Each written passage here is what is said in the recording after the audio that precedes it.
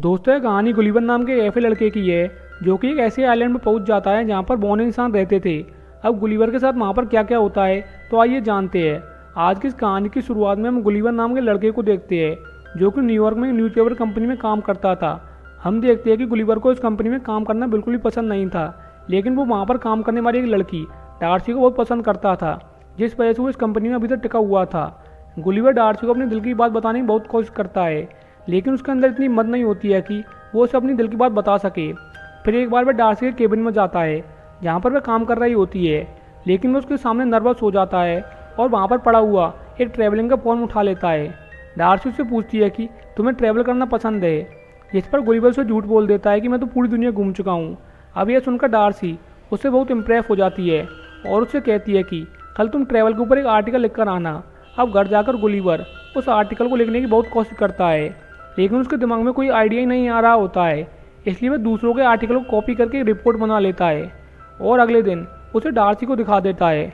Darcy उस article को देखकर बहुत इम्प्रेस हो जाती है और उससे कहती है कि अब तो तुम्हें बर्मुडा ट्रायंगल के ऊपर एक आर्टिकल लिखना चाहिए, जिसके लिए तुम्हें वहाँ पर जाना होगा। अब क्योंकि गुलिवर को डार्सी को इम्प्रेस करना होता है, इसलिए वो वहाँ पर जाने के लिए रेडी हो जाता है। फिर अगले दिन वो फ्लाइट से बर्मुडा पहुँच जाता है। वो एक शिप को रेंट पर लेता है। शिप का कैप्टन उसे बताता है कि इसे कैफे चलाना है। इसके बाद गुलिवर बर्मुडा ट्रायंगल के लिए निकल पड़ता है। अब वह काफ़ी तेज़ी से आगे बढ़ रहा होता है, तभी आधे रास्ते में उसे नींद आ जाती है और उसका शिप एक समुद्री तूफान में फंस जाता है। फिर कुछ देर बाद जब गुलिवर को होश आता है तो वो किनारों पर होता है, लेकिन वो देखता है कि उसके शरीर पर बहुत सारे छोटे छोटे आदमी चढ़े हुए हैं, यानी कि वो बौनों की दुनिया में पहुंच चुका है जिन्होंने उसे बांधा हुआ था। और उसके ऊपर एक ब्रिज भी बनाया गया होता है और उसकी छाती पर जो खड़ा होता है वो बौनों का जनरल होता है। अब गुलिवर अपनी पूरी ताकत लगाकर खड़ा होने की कोशिश करता है। वो खड़ा भी हो जाता है, लेकिन बौने एक बार फिर से उसे रस्सी से खींचकर नीचे लिटा देते हैं और बांधकर उसे अपने राजा के पास ले जाते हैं। अब गुलिवर राजा के सामने पेश किया जाता है। हम देखते हैं कि इस राज्य का नाम लिलीपुट होता है और यहाँ पर रहने वाले सभी लोग बहुत छोटे छोटे होते हैं। अब उनको लग रहा होता है कि गुलिवर एक राक्षस है और उनके लिए खतरा है, इसलिए उन लोगों ने इसे बांध दिया होता है। अब यहाँ पर गुलिवर ने समझाने की बहुत कोशिश करता है कि वो कोई राक्षस नहीं है, वो उन्हें कुछ भी नहीं करेगा, लेकिन उसकी बात पर कोई विश्वास ही नहीं करता है और उसे गुफा के अंदर कैद कर दिया जाता है। गुलिवर देखता है कि वहाँ पर पहले से एक कैदी मौजूद होता है जिसका नाम उरोसो है और वो यहाँ पर रहने वाला एक बौना है। गुलिवर उससे पूछता है कि तुम्हें यहाँ पर कैद क्यों किया गया है, जिस पर उरोसो बताता है कि क्योंकि मैं राजकुमारी से प्यार करता हूँ और यहाँ का जो जनरल है वो राजकुमारी का मंगेतर है, इसलिए उसने गुस्से से मुझे यहाँ पर कैद कर दिया है। इसी दौरान वहाँ पर जनरल भी आ जाता है। तभी गुलिवर उससे कहता है कि तुम एक बहुत ही बड़े वाले बेवकूफ़ हो, लेकिन जनरल को बेवकूफ़ का मतलब नहीं पता होता है। तब वो उससे पूछता है कि बेवकूफ़ क्या होता है। गुलिवर कहता है कि इसका मतलब होता है समझदार आदमी। अब यह सुनकर जनरल को बहुत खुशी होती है और वो खुशी के मारे खुद को बेवकूफ़ बेवकूफ़ कहना शुरू कर देता है। अब क्योंकि गुलिवर यहाँ पर कैदी है तो उससे यहाँ पर काम करवाया जाता है। उससे खेतों की भी सिंचाई करवाई जाती है ताकि उनकी फसलों का काम जल्दी पूरा हो सके। तभी हम देखते हैं कि अचानक लिलीपुट पर दुश्मनों का हमला हो जाता है। उधर लिलीपुट की सेना को कुछ भी समझ नहीं आ रहा था कि वो क्या करे। वही दुश्मन पैलेस में आग भी लगा देते हैं, जिसके बाद वो पैलेस में घुसकर राजकुमारी को किडनैप करने की भी कोशिश करते हैं, लेकिन तभी गुलिवर वहाँ पर आ जाता है और वो राजकुमारी को बचा लेता है। उधर आग लगने की वजह से सभी के सभी घबरा रहे होते हैं, लेकिन तभी गुलिवर उन्हें बताता है कि तुम चिंता मत करो, इस आग को तो मैं चुटकियों में बुझा दूंगा। जिसके बाद वह आग को बुझा देता है। अब क्योंकि गुलिवर ने राजकुमारी की जान बचाई होती है तो राजा उससे बहुत खुश होता है और उससे कहता है कि तुम्हें आज रात को खाने पर इनवाइट किया जाता है। लेकिन तभी गुलिवर राजा से कहता है कि मैं एक ही शर्त पर यहाँ पर खाने पर आऊँगा, जब आप उरोसो को आज़ाद कर दोगे। अब राजा उसकी बात मान लेता है, जिसके बाद उरोसो को आज़ाद कर दिया जाता है। लेकिन वही जनरल इससे बहुत ज़्यादा गुस्सा हो जाता है क्योंकि वो नहीं चाहता था कि उरोसो को आज़ाद किया जाए। फिर रात को गुलिवर राजा के यहाँ पर दावत के लिए जाता है, जहाँ पर सब उसकी बहुत खातिरदारी करते हैं। फिर राजा उससे पूछता है कि तुम कहाँ से आए हो, जिस पर गुलिवर उससे कहता है कि न्यूयॉर्क से।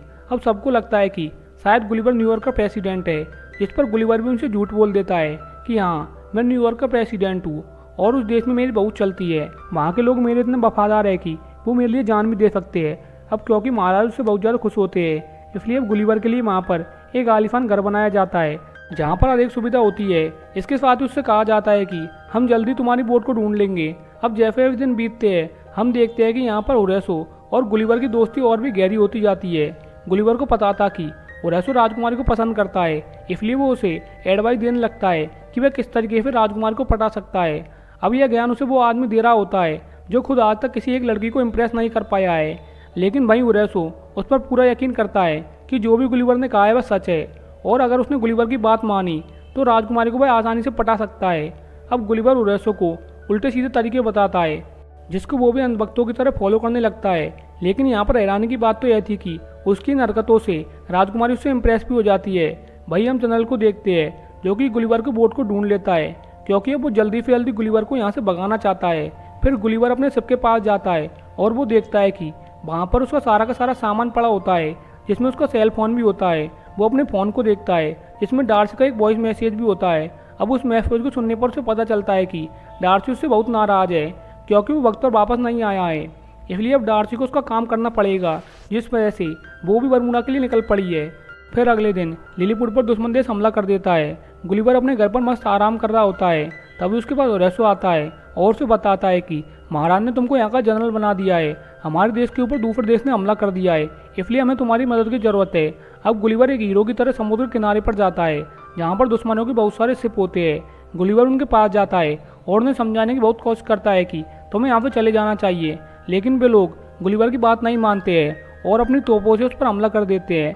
लेकिन उनके तोपों के गोलों से गुलिवर पर कोई असर नहीं होता है और वह सभी के शिप को खींचकर किनारे तक ले आता है और इस तरीके से गुलिवर एक बार फिर से लिलीपुट को बचा लेता है। अब गुलिवर को देखकर जनरल उससे बहुत गुस्सा होता है क्योंकि एक तो पहले ही वो उसे पसंद नहीं करता था और अब महाराज ने उसे यहाँ का जनरल भी बना दिया होता है, तो जनरल गुस्से में और भी ज़्यादा पागल हो जाता है। इसके बाद हम देखते हैं कि अब गुलिवर को पहले से भी ज़्यादा ऐशो आराम दिया जाता है। उधर राजकुमारी भी जनरल से अपनी एंगेजमेंट तोड़ देती है क्योंकि फिर जनरल के असली नेचर के बारे में पता चल चुका है। वो कहती है कि अब मैं तुम्हें पसंद नहीं करती क्योंकि अब मैं ओरेसो को पसंद करती हूँ। अब यह सुनकर जनरल गुस्से में पागल हो जाता है, जिसके बाद वो दुश्मन देश के राजा के पास जाता है और वह अपने साथ गुलिवर की एक मैगजीन भी लेकर गया होता है जिसके अंदर रोबोट बनाने का तरीका होता है। अब दुश्मन देश उस मैगजीन की मदद से चुपके से एक बड़ा सा रोबोट बना लेते हैं और रोबोट बनाकर वो फिर से लिलीपुट पर हमला कर देते हैं। अब क्योंकि वह रोबोट गुलिवर से ज़्यादा ताकतवर था, इसलिए वो गुलिवर को बहुत पीटता है और फिर उसे लिलीपुट के लोगों को अपनी सच्चाई बताने को कहता है। गुलिवर भी सबको बताने लगता है कि वो कोई न्यूयॉर्क का प्रेसिडेंट नहीं है बल्कि एक न्यूज़पेपर में काम करता है। इसके बाद जनरल उसे बांधकर समुद्र के कैफे आइलैंड पर छोड़ देता है जहाँ पर कोई भी जाने की हिम्मत नहीं करता था। वही गुलिवर समुद्र किनारे पहुंचकर बहुत खुश होता है। उसे लगता है कि अब वो अपने जैसे लोगों के बीच पहुंच चुका है। लेकिन तभी अचानक उसके ऊपर एक बड़ा सा गिलास आता है जो उसे किडनैप करके अपने साथ ले जाता है। फिर अगले सीन में हम गुलिवर को देखते हैं जिसे लड़कियों की ड्रेस पहना दी जाती है और जब वो घर के बाहर आता है तो वो देखता है कि वो एक बड़े से डॉल हाउस में है और उसके सामने एक बहुत बड़ी लड़की है, जिसका मतलब यह था कि वो राक्षसों के आइलैंड पर पहुंच चुका होता है जहाँ पर वो एक छोटा सा बौना है। तभी ओरेसो उसके पास आता है और उसे बताता है कि अब हमारे लिलीपुट पर तुम्हारी गर्लफ्रेंड डार्सी भी पहुंच गई है, लेकिन जनरल ने उसे वहाँ पर बंदी बना लिया है, साथ ही महाराज को भी, और अब सिर्फ तुम ही हो जो उन्हें बचा सकते हो। फिर रात को गुलिवर जैसे तैसे करके ओरेसो के साथ यहाँ से भाग जाता है। वह लिलीपुट वापस पहुँच जाता है। फिर गुलिवर और रोबोट के बीच फिर से लड़ाई होती है, लेकिन इस बार भी वह रोबोट गुलिवर पर भारी पड़ता है। पर तभी हम देखते हैं कि ओरेसो रोबोट के अंदर जाकर उसकी वायर को बाहर निकाल देता है, जिससे उस रोबोट के बहुत सारे सिस्टम काम करना बंद हो जाती है। इसी चीज़ का फायदा उठाकर गुलिवर उसे बुरी तरीके से तोड़कर बर्बाद कर देता है। तभी वहाँ पर डार्सी भी आ जाती है और वो उसे देखकर समझ जाती है कि गुलिवर इतने दिनों से यहाँ पर था और अब वो यहाँ का हीरो बन चुका है। अब क्योंकि ओरेसो ने भी जनरल को हराने में गुलिवर की मदद की थी, इसलिए महाराज अपनी बेटी की शादी ओरेसो से करने के लिए मान जाते हैं और सब कुछ ठीक होने वाला ही था। तभी वहाँ पर जनरल आ जाता है और वो अपनी तलवार की नोक पर राजकुमारी को बंदी बना लेता है, लेकिन अपनी राजकुमारी भी कुछ कम नहीं थी और वो जनरल के मुंह पर एक पंच मार देती है, जिससे वो नीचे गिर जाता है। वही हम डार्सी और गुलिवर को देखते हैं जहाँ पर डार्सी गुलिवर को पसंद करने लगी थी, जिसके बाद ये दोनों न्यूयॉर्क के लिए निकल पड़ते हैं। तभी आगे सीन शिफ्ट होता है जहाँ पर हम देखते हैं कि अब डार्सी और गुलिवर गर्लफ्रेंड बॉयफ्रेंड बन चुके हैं और हम देखते हैं कि गुलिवर ने जो पहले डार्सी से झूठ कहा था कि वो पूरी दुनिया घूम चुका है और वो एक ट्रैवलर है, लेकिन इस बार वह सच में ट्रैवलर बन चुका है। इसके बाद ये दोनों प्लान बनाते हैं कि अब इन्हें आगे कहाँ पर जाना चाहिए और इसी के बाद ये मूवी यहीं पर एंड हो जाती है। जय हिंद।